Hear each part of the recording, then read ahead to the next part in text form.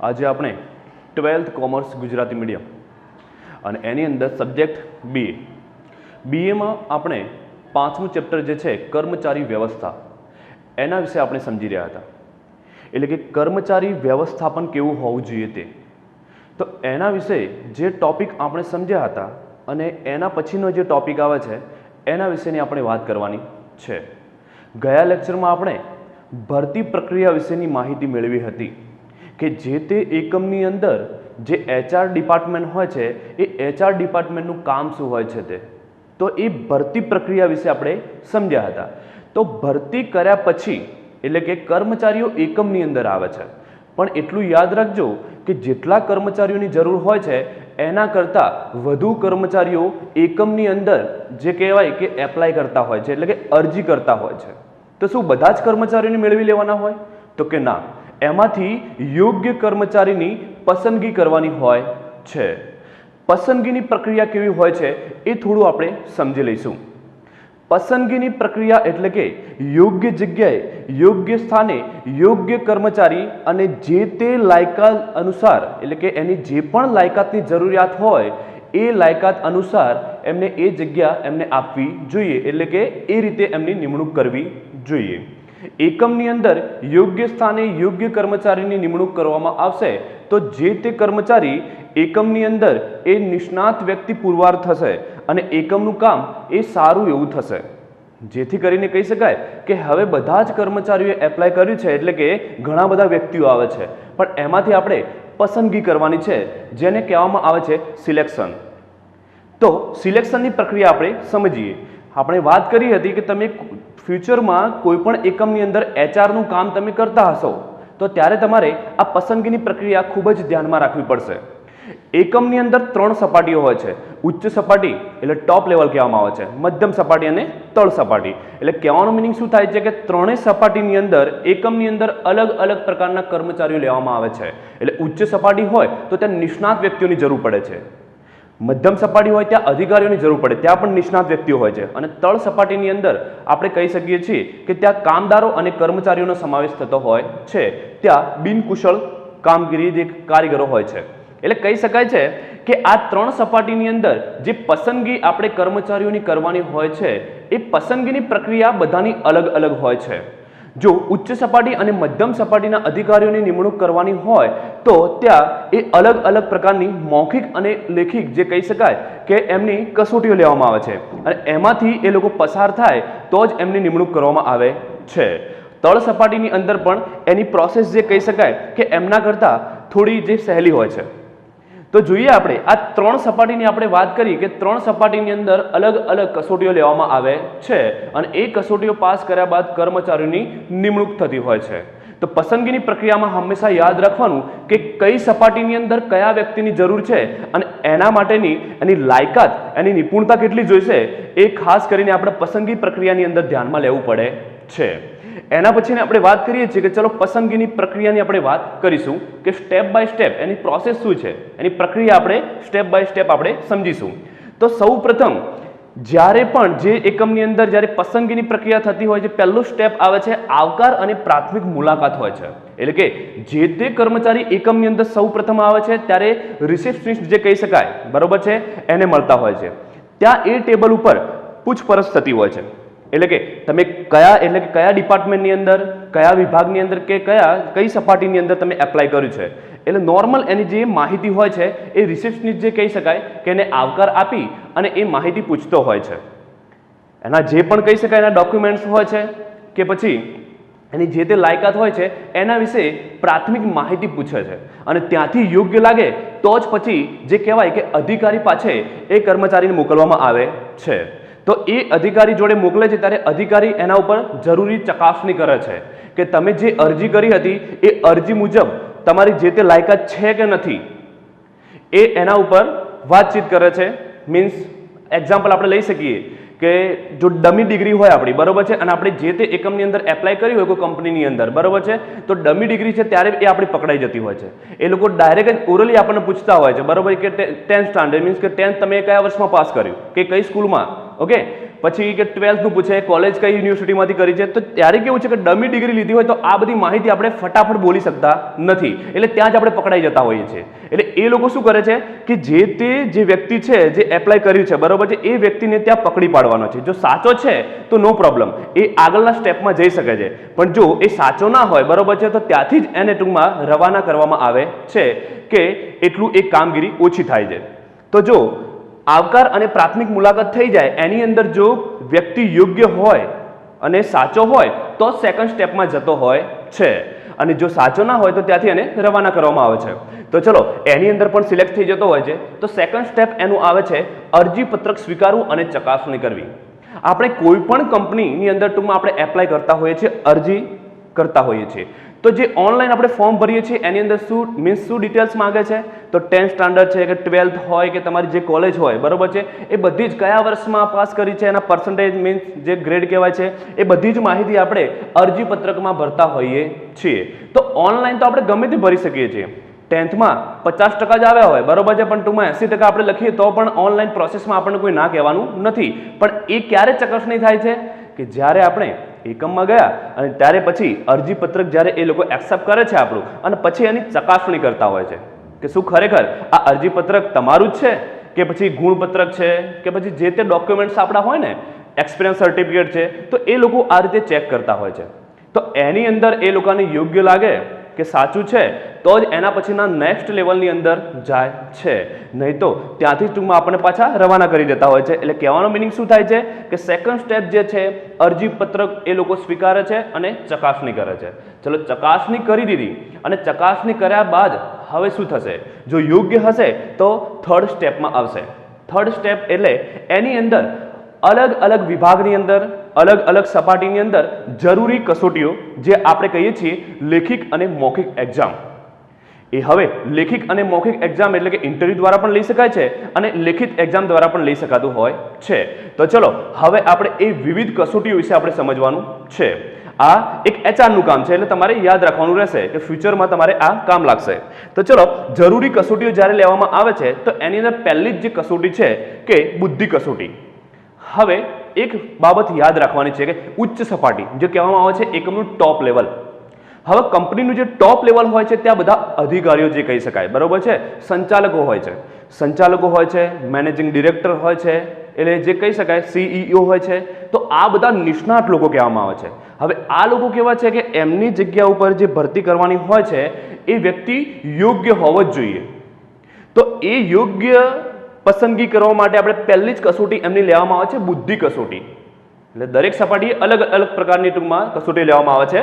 તો જેમ કે એ વ્યક્તિની યાદ શક્તિ કેટલી છે, બીજું વિચાર શક્તિ કેટલી છે, એની ચપળતા કેટલી છે, કે પછી એની નિર્ણય શક્તિ કેટલી છે, કે જે તે એકમની અંદર ટોપ લેવલમાં જરૂરી જે કહી શકાય કે ડિસિઝન લેવાતા હોય છે, નિર્ણય શક્તિ એમની જરૂરી છે. જેમ કે આકસ્મિક રીતે કોઈ ઘટના બની ગઈ તો ઇમિડિયેટલી જે કહી શકાય કે 1 કે 2 મિનિટની અંદર ટૂંકમાં આપણે ડિસિઝન લેવાનું હોય છે, અને એ પણ ડિસિઝન આપણું સાચું પુરવાર થાય એવું હોવું જોઈએ. તો એના માટે એ લોકો ડિસિઝન કેવી રીતે લેતા હશે, તો એમનું જે યાદ શક્તિ કહેવામાં આવે છે, એમનું જે પાવર કહેવામાં આવે છે મગજ, એ આપણે જાણવું હોય તો કેવી રીતે જાણી શકીએ. તો એના માટે એ લોકો જે કહી શકાય કે ઇન્ટરવ્યુની અંદર એ લોકો મૌખિક એક્ઝામ લેતા હોય છે. તો એના માટે સરસ મજાનું હું તમને એક ઇન્ટરવ્યુ તમને સમજાવીશ. જેમ કે આપણે વાત કરીશું યાદ શક્તિ, તો આપણે આઈએસ અને આઈપીએસના ઇન્ટરવ્યુ આપણે ઘણા બધા સમજ્યા હતા, બરોબર છે. તો આપણે એક પાછું ફરી ઇન્ટરવ્યુ આપણે સમજવાનું છે કે યાદ શક્તિ, વ્યક્તિની યાદ શક્તિ જાણવી હોય એના માટે મીન્સ ઇન્ટરવ્યુની અંદર એ લોકો કયા ક્વેશ્ચન કરતા હોય છે, કોમન ક્વેશ્ચન હોય છે, જેનાથી વ્યક્તિ ત્યાં સિલેક્ટ થઈ જતો હોય છે. જો ઓકે છે તો ડન, બાકી રવાના થાય છે. તો ચલો જોઈએ આપણે કે એક બિલ્ડિંગ હોય છે, એ બિલ્ડિંગની એટલે કે 5મા માળે આઈએસનું ઇન્ટરવ્યુ હોય છે. એટલે કે જેટલા પણ આઈએસ પાસ થયા હોય લેખિત એક્ઝામની અંદર, બરોબર છે, એ બધા ઇન્ટરવ્યુ આપવા માટે જતા હોય છે. તો જે જે હેડની ઓફિસ હોય છે, જે સર ઇન્ટરવ્યુ લઈ રહ્યા હોય છે, તો એને 1 બાય 1 બધા ઓફિસરો અંદર એન્ટર થતા હોય છે. તો જેમ કે અંદર એક અધિકારી આવે છે, બરોબર છે, એટલે કે આઈએસ ઓફિસર આવતા હોય છે, બરોબર છે. તો એમને ખાલી એક જ ક્વેશ્ચન કરે છે કે તમે જે 5મા માળે ઉપર આવ્યા બરોબર છે તો એના ટોટલ પગથિયા કેટલા હતા? સિમ્પલ ક્વેશ્ચન છે કે આ કામને કોઈ અનુસર, પણ કહેવાનો મિનિંગ શું થાય છે? યાદશક્તિ. અને બીજું આવે છે આની અંદર ટૂંકમાં નિર્ણય શક્તિ. ફટાફટ તમારે નિર્ણય લેવાની ક્ષમતા છે કે નથી? પછી એ નિર્ણય ભલે ટૂંકમાં 50% સાચો કેમ ના હોય, પણ નિર્ણય સમયસર લેવો પડે છે. જો સમયસર નિર્ણય ના લઈએ તો પણ એ એકમનું કામ થઈ શકતું નથી. તો જે તે વ્યક્તિ ચપળ વ્યક્તિ હોય તો વ્યક્તિ ફટાફટ શું જવાબ આપે? ચલો કે 50 કે 60 પગથિયા. હવે એ જે તે અધિકારી આપણું ઇન્ટરવ્યુ લઈ રહ્યો છે એ કંઈ ગણવા જવાનો નથી, પણ એને શું જોયું? આપણી નિર્ણય શક્તિ કેવી છે તે જોયું. તો ચલો એની અંદર 50 કે 60 એવરેજ આપણે કહી દીધા તો એ ગણવા જવાનો નથી. તો એમાં કહેવાનો મિનિંગ શું થાય કે આપણી નિર્ણય શક્તિ ફાસ્ટ છે, આપણે પાસ થઈ ગયા. પણ જો પછી એવું વિચારો બેસીએ કે ના હવે કેટલા હશે કેટલા નહીં હોય, તો પછી કહી દે ચલો ભાઈ અહીંયાથી નીકળો. તમે આટલી નાની વાતની અંદર ટૂંકમાં તમે જો નિર્ણય લેવાની અંદર આટલી ટૂંકમાં વાર કરતા હો તો જ્યારે એવો આકસ્મિક સમય આવશે ત્યારે તમે શું કરી શકશો એમ. એટલે એકમની અંદર એ જગ્યા ઉપર એ વ્યક્તિ લાયક કહેવાતો નથી, ત્યાંથી એને રવાના કરવામાં આવે છે. બીજું તો એ યાદ શક્તિ પણ આવી ગઈ, એની અંદર નિર્ણય શક્તિ પણ આવી ગઈ, વિચાર શક્તિ પણ એની આવી ગઈ છે. વિચાર શક્તિનું પણ એક સરસ મજાનું એક્ઝામ્પલ આપણે લેવું પડશે કે એ પણ આઈએસનું જ ઇન્ટરવ્યુ છે, એ પણ તમને સમજાવું કે જ્યારે એ ઓફિસર જ્યારે ક્લાસની અંદર એન્ટર થાય છે બરોબર છે, એટલે કે અધિકારીના ક્લાસરૂમની અંદર એન્ટર થાય છે ત્યારે એમને એક જ ક્વેશ્ચન કરવામાં આવે છે કે 5મા માળે આપણી ઓફિસ છે બરોબર છે, અને આ જે વિન્ડો દેખાય છે એટલે કે આ જે બારી આપણી દેખાય છે એ બારીથી તમારે નીચે પડવાનું છે.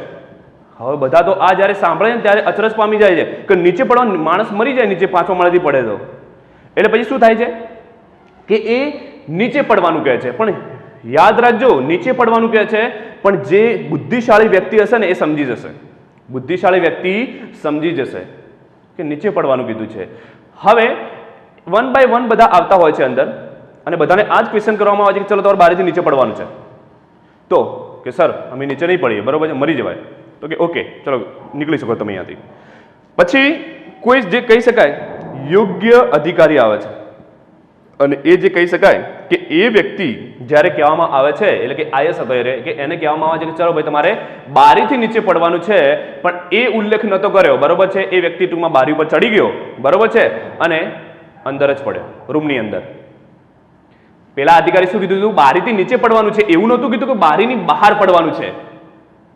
એટલે એ શું થયું? એ વ્યક્તિની ટૂંકમાં શું કહી શકાય કે વિચાર શક્તિ એની સારી છે બરોબર છે, બુદ્ધિ એની સારી છે. તો આ બધી જે કસોટીઓ કહેવાય બરોબર છે કે તમે જ્યારે પણ ટોપ લેવલની અંદર મિડલ લેવલની અંદર આપણે જોઈએ કે તમે ઇન્ટરવ્યુ આપશો ત્યારે તમને આવા બધા ઘણા બધા બુદ્ધિ કસોટીના ક્વેશ્ચન કરવામાં આવતા હોય છે.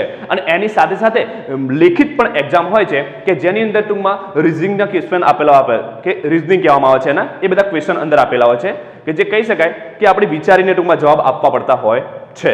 એટલે એ બુદ્ધિ કસોટી થતી હોય છે. એના પછી આવે છે અભિરુચિ કસોટી. અભિરુચિ એટલે કે તમને રસ અને રુચિ શેમાં છે તે. તમે જે જગ્યા ઉપર ઇન્ટરવ્યુ આપવા આવ્યા છો કે તમારું જે સિલેક્શન થવાનું છે શું એમાં તમારો રસ છે? જો કામની અંદર ઇન્ટરેસ્ટ છે કે નથી એ જાણવા માટે ત્યાં પણ ટૂંકમાં લેખિત કસોટી લેવામાં આવતી હોય છે. એટલે તમે જે તે સબ્જેક્ટમાં નિપુણ હોવ અને તમે એ જે તે ફિલ્ડમાં તમે એપ્લાય કર્યું હોય તો તમારી ત્યાં અભિરુચિ કસોટી લેવામાં આવે છે. અને એ અભિરુચિ કસોટી મનોવૈજ્ઞાનિક હોય છે કે જેના લીધે વ્યક્તિ જો રસ અને રુચિ દાખવતો હોય તો જ એ સિલેક્ટ થતો હોય છે, બાકી ત્યાંથી જ એ રિજેક્શન એટલે કે રિજેક્ટ થતો હોય છે. એના પછી ધંધાકીય કસોટી આવે છે કે હવે એકમનું કામ કયું છે તે. તો એકમનું કામકાજ જે હોય છે જેમ કે ધંધાકીય કસોટી, તો ધંધાકીય કસોટીની અંદર જે તમારે કયા ફિલ્ડમાં કામ કરવાનું છે, કયું કામ કરવાનું છે એના ક્વેશ્ચન એ લોકો કરતા હોય છે. અને એના માટે પણ લેખિત એક્ઝામ પણ હોઈ શકે છે અને મૌખિક એક્ઝામ પણ હોઈ શકે છે, જેના લીધે એ લોકોને ખબર પડે છે કે તમે જે તે કામ માટે તમને સિલેક્ટ કરવાના છે તો શું એ કામ તમે કરી શકશો કે નહીં, એ નક્કી થતું હોય છે. તો એ પણ એક્ઝામની વ્યવસ્થા આ રીતે ગોઠવવામાં આવે છે. પછી આવે છે મનોવૈજ્ઞાનિક કસોટી. મનોવૈજ્ઞાનિક કસોટીની અંદર વ્યક્તિનો સ્વભાવ કેવો છે, વ્યક્તિનો સ્વભાવ કેવો છે, વ્યક્તિ રિયલમાં એ માણસ કેવો છે એ જાણવા માટે એ કસોટીની અંદર એ માણસ ત્યાં પકડાઈ જતો હોય છે. એટલે કહેવાનો મતલબ કે ગમે આપણો સ્વભાવ કદાચ ખરાબ હોય કે ટૂંકમાં આપણે જે કહી શકાય કે આપણી અંદર જે જરૂરી જે ગુણો હોવા જોઈએ એ કદાચ એ આપણા અંદર ગુણો ના હોય તો આપણે આ જે તે એક્ઝામની અંદર આપણે પકડાઈ જતા હોઈએ છીએ. એ બધા મનોવૈજ્ઞાનિક બધા ક્વેશ્ચનો હોય છે, પ્રશ્નો હોય છે. તો આ મનોવૈજ્ઞાનિક જે કસોટી જે કહેવામાં આવે છે બરોબર છે, એ લોકો આ વૈજ્ઞાનિક પદ્ધતિ દ્વારા એ લોકોએ બનાવેલી હોય છે, જેના દ્વારા એ સ્વભાવ ઉપર જ્યારે વાત આવી છે કે સ્વભાવ પણ જાણવામાં આવે છે કે તમને કોઈ એક સારા એવા હોદ્દા ઉપર બેસાડવામાં આવશે કે જ્યાં વ્યક્તિનો સ્વભાવ સારો હોવો જોઈએ તો જ એકમનું કામ આગળ ચાલી શકે છે. તો એ સ્વભાવ જાણવા માટે પણ જો ઉચ્ચ અને મધ્યમ સપાટી હોય તો એ લોકોને ઇન્ટરવ્યૂ આપવું પડતું હોય છે અને મૌખિક ક્વેશ્ચન એમના થતા હોય છે. તો તમને એનું પણ એક સરસ મજાનું તમને ઇન્ટરવ્યૂ તમને સમજાવી દઉં. એ પણ આ આઈએસ નું જે ઇન્ટરવ્યૂ કહી શકાય, બરોબર છે, જે મીન્સ ટોપ લેવલની અંદર જે લોકો કામ કરી રહ્યા છે તે. તો હવે તમને હું જે તમને ઇન્ટરવ્યૂ સમજાવવા જઈ રહ્યો છું એ ટોટલી જે ઇન્ટરવ્યૂ છે એ પોઝિટિવલી આપણે લેવાનું છે, નેગેટિવલી લેવાનું નથી. ઘણું બધું સમજવા મળશે એની અંદરથી. તો એ જે છે મીન્સ ઓફિસર છે, વ્યક્તિ છે, ટૂંકમાં અંદર એન્ટર થાય છે ઇન્ટરવ્યૂ રૂમની અંદર, બરોબર છે, અને જે અધિકારી સામે બેઠો હોય છે એ અધિકારી એને ક્વેશ્ચન કરે છે. જ્યારે શાંતિ બેસે પછી પૂછે છે, પૂછપરછ કરે છે પ્રાથમિક, અને પછી ટૂંકમાં એનું ઇન્ટરવ્યૂ ચાલુ થાય છે ત્યારે ખાલી એક જ ક્વેશ્ચન કરે છે કે તમે જે તે વ્યક્તિ હોય, એટલે કે તમે આટલા સરસ મજાના જે કે હેન્ડસમ લાગો છો, એમ આટલા તમે સ્માર્ટ છો, એમ તો તમારી સિસ્ટર પણ સારી જ હશે. તો હવે વિચાર કરો, આ જે સામેવાળો જે અધિકારી છે ને એને ખાલી ક્વેશ્ચન કર્યો. હવે આપણે કેવો આ ક્વેશ્ચન મીન્સ કેવી રીતે લીધો? આપણે નેગેટિવલી લીધો. જ્યારે એ ક્વેશ્ચન એને કેમ કર્યો છે કે સામેવાળા વ્યક્તિનો સ્વભાવ જાણી શકાય કે એ આન્સર કેવી રીતે આપે છે તે, બરોબર છે. બાકી સામેવાળાનો ઇન્ટેન્સ કોઈ ખરાબ નથી. એ જે કહી શકાય કે બહુ એજડ વ્યક્તિ સામે બેઠો છે, એમ એક્સપિરિયન્સ વ્યક્તિ બેઠો છે. તો વિચાર કરો, જો યોગ્ય કર્મચારી હશે, બરોબર, તો એનો જવાબ એ ટાઈમે કયો આવે તો તમને સમજાવી દઉં કે સર ડેફિનેટલી, એટલે કે 100% તમારી વાત સાચી છે. હું જેટલો હેન્ડસમ લાગુ છું, જેટલો સ્માર્ટ લાગુ છું, એનાથી પણ કંઈક વધારે મારી સિસ્ટર સારી લાગે છે. પણ સોરી, એની એંગેજમેન્ટ થઈ ગઈ છે, બરોબર છે. બાકી મારા નસીબ બી ક્યાંથી કે ટૂંકમાં મારી બેનને તમારા જેટલા મોટા અધિકારી મળવા. ખાલી શું હતું? ખાલી જવાબ આપવાનો હતો. જવાબ એનો કેટલો રિલેક્સ થઈને ટૂંકમાં આપી દીધો એકદમ. અને એની જગ્યાએ આપણે હોય તો, જે જગ્યા ઉપર આપણે યોગ્ય ના હોઈએ, તો ત્યાં ટૂંકમાં કદાચ એની સામે બોલીને કદાચ પાછા નીકળી જાય, બરોબર છે, કે તું કોણ કહેવાવાળા આવું, બરોબર છે, એમ કંઈ ટૂંકમાં કદાચ બારી, એટલે કે રિજેક્ટ. પણ આપણે એવું નથી કરવાનું. આપણે સ્વભાવ જાણવા માટે એની મનોવૈજ્ઞાનિક કસોટીનો ક્વેશ્ચન કર્યો છે આપણી સામે, એટલે આપણે પકડવા માંગે છે કે તમારો સ્વભાવ કેવો છે તે. તો એ વ્યક્તિએ સરસ મજાનો જવાબ આપ્યો અને એ ઓફિસર ખુશ થઈ ગયો. કહેવાનો મતલબ કે સરસ મજાનો તારો આન્સર મળ્યો, બરોબર છે, તું સિલેક્ટ છે, બરોબર છે. અને આ જે બી મેં ક્વેશ્ચન કર્યો એના માટે હું તને સોરી કહું છું. જેવો ખોટો ઇન્ટેન્સ મારો કોઈ નહોતો, પણ આ એક આપણી મનોવૈજ્ઞાનિક પદ્ધતિનો ક્વેશ્ચન છે, એટલા માટે કરવો પડે. એટલે કહેવાનો મતલબ શું થાય છે કે એ ત્યાં ઇન્ટરવ્યુની અંદર એવા બધા ક્વેશ્ચન કરવામાં આવતા હોય છે કે આપણી જે કહી શકાય કે એ લોકોની જે રિક્વાયરમેન્ટ હોય અને એ રિક્વાયરમેન્ટ પ્રમાણે એ લોકોએ જે ટૂંકમાં એક્ઝામ સેટ કરી હોય કે પછી ક્વેશ્ચન સેટ કર્યા હોય, એમાં આપણે આપણું જે પોતાનું વલણ છે એ ત્યાં આપણે સામે દાખવી જ દેતા હોઈએ છીએ. એટલે મનોવૈજ્ઞાનિક કસોટીની અંદરથી વ્યક્તિનો સ્વભાવ કેવો છે એ પણ જાણી શકાય છે ઇન્ટરવ્યુની અંદર. ઘણા બધા ટોપ લેવલની અંદર કે મિડલ લેવલની અંદર જેટલા પણ ઇન્ટરવ્યુ હોય છે એ બધા આ ટાઈપના જ હોય છે. નોર્મલ એકદમ કોમન ક્વેશ્ચન હોય છે, પણ એ ક્વેશ્ચનને ટૂંકમાં એ લોકો કેવી રીતે હેન્ડલ કરે છે અને આન્સર કેવી રીતે સામે આપે છે એ ખૂબ જ મહત્વનું છે. એના ઉપરથી ખબર પડે છે કે આ વ્યક્તિ ટોપ લેવલની અંદર કે મિડલ લેવલની અંદર ટૂંકમાં હકદાર છે કે નથી, એ નક્કી થતું હોય છે. એના પછી આપણે જોવાનું છે કે આ બધી કસોટીઓ અહીંયા પૂર્ણ થાય છે. આ બધી જ કસોટીઓમાં થઈને એ પાસ થઈ જાય, એના પછીનું એનું જે લેવલ આવે છે, જે કહેવામાં આવે છે કે જે પ્રક્રિયાની અંદર રૂબરૂ મુલાકાત થાય છે. આ બધી જ પ્રક્રિયામાં વ્યક્તિ પાસ થઈ જાય, બરોબર છે, પછી એ વ્યક્તિ રૂબરૂ મુલાકાત કરવા માટે મેન ઓફિસ એમની જે હોય છે ત્યાં એમને બોલાવવામાં આવે છે. રૂબરૂ મુલાકાતની અંદર એમની જોડે જરૂરી કામકાજના ક્વેશ્ચન કરવામાં આવે છે. તમને કયું કામ આપવામાં આવશે, તમારે કયો વિભાગ કે કયો ડિપાર્ટમેન્ટ તમારે સંભાળવાનો છે, એ બધું એમને કહેવામાં આવે છે. જે બેઝિક ઇન્ફોર્મેશન તમારી કહેવાય, બરોબર છે, એ સામેવાળો અધિકારી પૂછતો હોય છે કે તમે બધી એક્ઝામમાં પાસ થઈ ગયા છો, બરોબર છે, તો હવે તમારે આવું કામ કરવું પડશે, તે કરવું, એના વિશે બધો પરિચય એમને મળતો હોય છે. અને રૂબરૂ મુલાકાતની અંદર ટૂંકમાં તમને કેટલી સેલરી મળવાપાત્ર રહેશે એ પણ એ ત્યાં નક્કી થતું હોય છે. ઓકે, તો એની અંદર રૂબરૂ મુલાકાતની અંદર આ બધી તપાસ થઈ ગયા બાદ, બરોબર છે, એમાંથી પણ એ અધિકારીને આપણે યોગ્ય લાગીએ, બરોબર છે, તો એ નેક્સ્ટ લેવલ ઉપર મોકલે. એટલે કે એના પછીનું જે લેવલ આવે છે ભૂતકાળની કારકિર્દીની તપાસ. આ યાદ રાખજો કે કોઈ પણ જગ્યાએ આપણે કામ કરવા માટે જઈએ ને તો હંમેશા ત્યાં એક સારી ક્રેડિટ છોડીને જવું. કેમ કે આ એકમમાં આજે આપણે કામ કરી રહ્યા છીએ અને કાલે કોઈ બીજા એકમમાં આપણે આ રીતે ઇન્ટરવ્યૂ આપવા માટે જઈશું ને ત્યારે આ પ્રોસેસ જે ચાલે છે, બરોબર છે, એટલે કે સિલેક્શનની જે પ્રોસેસ ચાલે છે ને એ પ્રોસેસની અંદર જ્યારે આ ભૂતકાળની કારકિર્દીની તપાસ થાય છે ને ત્યારે ટૂંકમાં આપણે ત્યાં પકડાઈ જતા હોઈએ છીએ. કદાચ પેલું એકમ આપણે છોડ્યું છે કે પેલી કંપની આપણે છોડી છે અને બીજી નવી કંપનીમાં આપણે જવા માંગીએ છીએ, પણ એ કંપની છોડી કેમ? તો એ કંપનીની અંદર કદાચ આપણો કોઈ નેગેટિવ પોઈન્ટ હોય, બરાબર છે, એ લોકો જોડે હોય છે. હવે આ પ્રોસેસ પતી ગયા પછી આ લોકો તમને ખબર પડવા દેતા નથી અને એ લોકો જે તે સંસ્થામાં તમે પહેલા કામ કરતા હતા એ સંસ્થામાં એ કોલ કરે છે અને તમારા વિશેની બધી તમામ પ્રકારની માહિતી મેળવે છે કે એ એકમ કેમ એમને છોડ્યું, બરોબર છે, એમનું કામ કેવું હતું, તમારી બધી જ માહિતી ત્યાંથી મેળવવામાં આવે છે. જો તમે એ પોઝિટિવલી ત્યાંથી નીકળ્યા હશો, બરોબર છે, તો એ ટોટલી માહિતી તમારી સારી રીતે આપવાના. પણ જો કદાચ આપણો નેગેટિવ પોઈન્ટ ત્યાં હશે કે નેગેટિવ પોઈન્ટની અંદર ટૂંકમાં જે કહી શકે ઘણા બધા હોઈ શકે એમ, તો એ લોકો એ ફોન કરીને જ્યારે પૂછે છે, બરોબર છે, ત્યારે ટૂંકમાં આપણે ત્યાં પકડાઈ જતા હોય છે. એટલે કહેવાનો મતલબ શું થાય છે કે ભૂતકાળની કારકિર્દીની એ લોકો તપાસ કરે છે, જે તમને ખબર પડવા દેતા નથી. એ લોકો ડાયરેક્ટ ખાલી તમને પૂછી લે કે તમે પહેલાં ક્યાં કામ કરતા હતા એમ, પછી એ જે કહી શકાય કોઈના રેફરન્સ ટૂંકમાં ત્યાં કોલ કરી શકે છે અને કોલ કરીને એ પૂછી શકે છે, બરોબર છે. અને એની અંદર પણ તમે યોગ્ય લાગો એમને, બરોબર છે, તો પછીનું જે સ્ટેપ આવે છે પ્રાથમિક પસંદગી. એટલે કે પ્રાથમિક પસંદગીની અંદર કેટલાય જે ઉમેદવારો કહી શકાય કે એ લોકો સિલેક્ટ થયા હોય છે અહીંયા સુધી, બરોબર છે. પછી પ્રાથમિક પસંદગી કરવા માટે બધાનું એક લિસ્ટ બનાવવામાં આવે છે. એક લિસ્ટ બનાવવામાં આવે, જેમ કે 500 કર્મચારીઓની જરૂર હતી તો ટૂંકમાં 700 કે 800 કર્મચારીઓ એ લોકો પાસ કરે છે અને એ જે તે લિસ્ટની અંદર બધાના નામ જે ક્રમ વાઇઝ લખવામાં આવે છે, બરોબર છે. એટલે પ્રાથમિક પસંદગી બધાને થઈ ગયા પછી એમાં એટલું યાદ રાખજો કે જરૂરિયાત કરતાં વધારે કર્મચારીઓને પાસ કરવામાં આવે છે. 500ની જરૂર છે તો 800 જણાને પાસ કરવામાં આવે છે. પછી એના પછી શું થાય છે, તો એના પછીનું જે એમાંથી પ્રાથમિક પસંદગી થઈ ગયા પછી જે સ્ટેપ આવે છે તબીબી તપાસ. તબીબી તપાસ એટલે મેડિકલ કરાવવું પડે છે. મેડિકલ ટેસ્ટ આપણા થતા હોય છે કે તમે શારીરિક રીતે એટલે કે તમે ફિઝિકલી રીતે તમે સ્ટ્રોંગ છો કે નથી, બરોબર, મેન્ટલી રીતે કે ફિઝિકલી રીતે ટૂંકમાં બધી જ આપણી ચકાસણી ત્યાં થતી હોય છે, જેને મેડિકલ ચેકઅપ કહેવામાં આવે છે. અને મેડિકલ ચેકઅપની અંદરથી ટૂંકમાં આપણે મીન્સ પાર થઈ જઈએ એટલે કે ટૂંકમાં એમાં પણ આપણે સિલેક્ટ થઈ જઈએ, બરોબર છે. તો પછી એ જે નેક્સ્ટ લેવલ આવે છે એમાં જવામાં આવે છે. પણ ઘણીવાર શું થાય છે કે તબીબી તપાસની અંદર એટલું યાદ રાખવું કે હંમેશા જે કહી શકાય કે ફિઝિકલી સ્ટ્રોંગ રહેવું.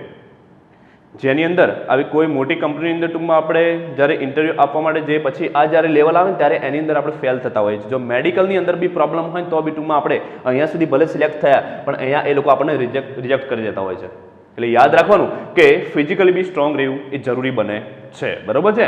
તો ફિઝિકલી ટૂંકમાં આપણે સ્ટ્રોંગ છીએ ત્યાં ઓકે, બધો જે કહી શકાય કે રિપોર્ટ બહુ સારો આવે છે. અને એના પછીનું જે સ્ટેપ આવે છે નિમણૂક પત્રક, જે આપણે નોકરી માટેનો એક ઓર્ડર કહેતા હોઈએ છીએ, બરોબર છે. એ ઓર્ડર આપણા ઘરે આવતો હોય છે. નિમણૂક પત્રક આપણને એ લોકો આપે છે, બરોબર, કે તમે જે તે એકમની અંદર જે તે સ્થાને કે જે તે જગ્યા ઉપર તમને સિલેક્ટ કરવામાં આવ્યા છે, બરોબર છે, અને તમારું કામ આ રહેશે, તમારા ઉપરી અધિકારી કયા રહેશે, એ બધી ટૂંકમાં અંદર બાબતો બધી લખેલી હોય છે, બરોબર છે. અને એ પણ લખેલું હોય છે કે તમારી મળવાપાત્ર સેલેરી કેટલી રહેશે, તે તમારું જેમ કે ઇન્ક્રીમેન્ટ કેટલું થશે, દર વર્ષે કેટલું થશે, કેટલા પર્સન્ટેજ વધશે, એ તમામ માહિતી જે કહી શકાય કે એ નિમણૂક પત્ર એટલે કે ઓર્ડરની અંદર લખેલું હોય છે. પછી એ નિમણૂક પત્ર આપણી જોડે આવી જાય એટલે નિમણૂક પત્ર પછી આપણે શું કરવાનું છે, પછી એ કંપની કે એકમમાં આપણે જોબ માટે જવાનું છે, બરોબર છે. પછી એ જ્યારે આપણે છેલ્લું સ્ટેજ કે એકમનો પરિચય અને કાર્યની સોંપણી, જ્યારે ફર્સ્ટ દિવસ એટલે કે ટૂંકમાં આપણે જે કંપનીમાં હોય ત્યારે એ આપણે પરિચય આપતા હોય છે કંપનીની અંદર કે દેખો આ ડિપાર્ટમેન્ટ અહીંયા આવે છે, આ ડિપાર્ટમેન્ટ અહીંયા આટલા કર્મચારીઓ કામ કરી રહ્યા છે. તમામ પ્રકારનો એકમનો પરિચય એ લોકો આપણને આપતા હોય છે. અને તમારે કઈ જગ્યા ઉપર બેસવાનું છે કે પછી તમારું કામ કયું રહેશે અને તમારા ઉપરી અધિકારી કોણ રહેશે, તમારા હાથ નીચે કયા કર્મચારીઓ કામ કરતા હશે, બરોબર છે. એ એકમ વિશેની પ્રાથમિક બધી જ માહિતી એ લોકો આપી દેતા હોય છે, એટલે કે પરિચય આપતા હોય છે. અને કાર્યની સોંપણી કરે છે કે તમારે કયું કામ કરવાનું છે તે. એટલે પહેલો જે દિવસ કહેવામાં આવે છે કંપનીનો, બરોબર છે, એ તમારો પરિચય અને કાર્યની સોંપણીનો જ હોય છે. અને કાર્યની સોંપણી થઈ જાય, પરિચય આપી દઈએ, બરોબર છે. એના પછી પરિચય થઈ ગયા પછી કાર્યની સોંપણી થઈ ગયા પછી રેગ્યુલર પછી આપણે એ એકમની સાથે જોડાઈ જતા હોઈએ છીએ. કહેવાનો મતલબ શું થાય છે કે આપણે આ જે ટોટલ કેટલા પોઈન્ટ છે, 9 પોઈન્ટ છે, બરોબર છે. આ બધા જ પોઈન્ટની અંદર થઈને ટૂંકમાં આપણે પસાર થઈએ ત્યારે ટૂંકમાં આપણે પરફેક્ટ જગ્યાએ આપણું સિલેક્શન થતું હોય છે, પસંદગી થતી હોય છે. હવે મેં તમને શું વાત કરી હતી, આ આખી પ્રક્રિયામાં તમને ડીપમાં જઈને મેં તમને સમજાવ્યું કે ફ્યુચરમાં પણ તમે એક કંપનીની અંદર એચઆરના કામની અંદર તમે બેસવાનું થાય, બરોબર છે, અને તમે એક એચઆર બનો તો તમારે આ બધી જ બાબતો યાદ રાખવી પડશે અને સ્ટેપ બાય સ્ટેપ તમારે ચાલવું પડશે. ત્યારે તમને યોગ્ય જગ્યા ઉપર યોગ્ય કર્મચારીની નિમણૂક તમે કરી શકશો. ઓકે, એટલે કહેવાનો મતલબ કે આ બધી પ્રક્રિયા જે હતી પસંદગીની પ્રક્રિયા હતી કે ભરતી થઈ ગયા પછી એમની પસંદગી કરવી જરૂરી બને છે, બરોબર છે. તો પસંદગી થઈ જાય, બરોબર છે, પછી એ નેક્સ્ટ સ્ટેપ જે આવે છે, બરોબર છે, એ સ્ટેપ ટૂંકમાં આપણે પછીના લેક્ચરમાં આપણે સમજવાનું છે. પણ કહેવાનો મિનિંગ શું થાય છે કે આ બધી બાબતો તમારે યાદ રાખવી પડશે એક એચઆર તરીકે. અને તમારામાંથી જે કહી શકાય કે ઘણા બધા લોકો ફ્યુચરની અંદર જે તે કંપનીમાં એચઆર બનશે તો તમારે આ બધું કામ સંભાળવાનું છે. આ બધું કામથી જ જે આપણે સિલેક્શન કરતા હોઈએ છીએ, જે કહી શકાય કે એકમની અંદર યોગ્ય જગ્યાએ યોગ્ય લાયકાત ધરાવતો જે વ્યક્તિ હોય એ વ્યક્તિની નિમણૂક થાય એટલા માટેની આ બધી પ્રોસેસ છે. તો આ પસંદગીની પ્રક્રિયા આપણે અહીંયા પૂર્ણ કરીએ છીએ. ઓકે, નેક્સ્ટ લેક્ચરમાં આપણે નેક્સ્ટ ટોપિક આપણે સમજીશું. Thank you.